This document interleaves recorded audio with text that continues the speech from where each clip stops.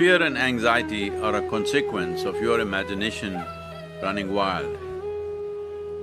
You are suffering a situation that may never happen.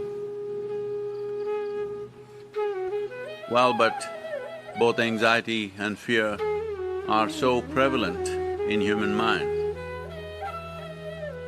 This is essentially because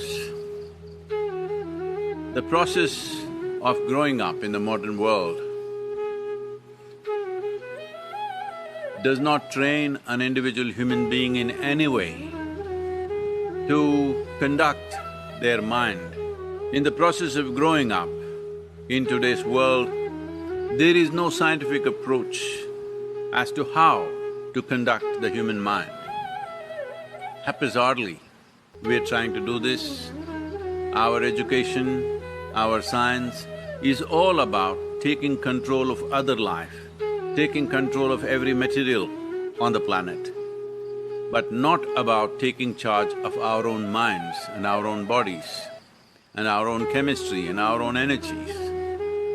We must understand our physical body, our chemical structure, our energetic structure, and what happens in our minds are all extremely related. You cannot conduct them separately. The yogic sciences address this in a very profound way. Without the necessary understanding, unfortunately, yoga is being trivialized by a whole lot of people.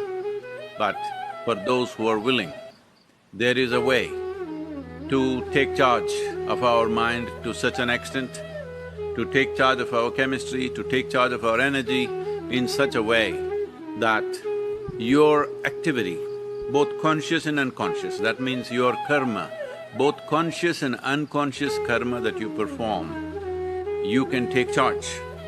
Once you take charge of your karma, in many ways you have taken charge of your own destiny.